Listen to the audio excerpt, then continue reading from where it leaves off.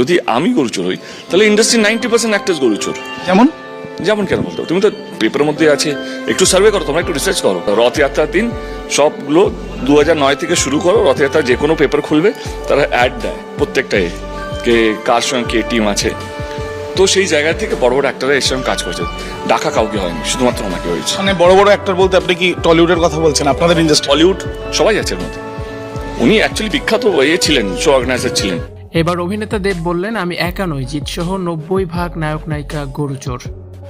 Tollywood superstar দেবের একটি সাম্প্রতিক ভিডিও সাক্ষাৎকার কেন্দ্র করে উত্তাল হয়ে উঠেছে গোটা বিনোদন জগৎ। গরু পাচার মামলায় কেন্দ্রীয় তদন্তকারী সংস্থার জিজ্ঞাসাবাদের পর সংবাদ মাধ্যমের মুখোমুখি হয়ে দেব যে মন্তব্য করেছেন তাতে রীতিমতো থরথর করে কাঁপছে টলিউডের একাংশ। দেব সরাসরি দাবি করেছেন, তাকে যদি গরুচোর বলা হয় তবে ইন্ডাস্ট্রির প্রায় 90% অভিনেতা অভিনেত্রী একই অপরাধে অপরাধী। সাক্ষাৎকারে দেব বলেন, আমি যদি গরুচোর হই তবে ইন্ডাস্ট্রির 90% অ্যাক্টার্স গরুচোর।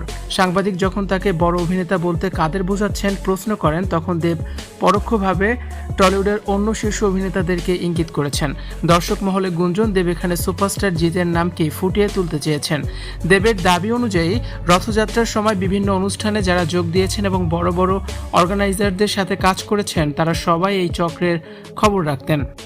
দেবের এই বিস্ফোরক মন্তব্যের পর সোশ্যাল মিডিয়ায় জল্পনা শুরু হয়েছে যে তবে কি কোয়েল মল্লিক, শ্রাবন্তী চট্টোপাধ্যায়, মিমি চক্রবর্তী, নুসরাত জাহান এবং সায়নী ঘোষের মতো তারকারাও এই অর্থ লেনদেনের সাথে যুক্ত ছিলেন।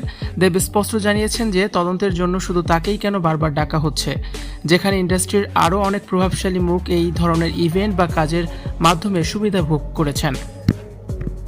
দেবের এই স্বীকারোক্তি কি তবে টলিউডের বড় কোনো রাঘব বোয়ালদের পতনের ইঙ্গিত?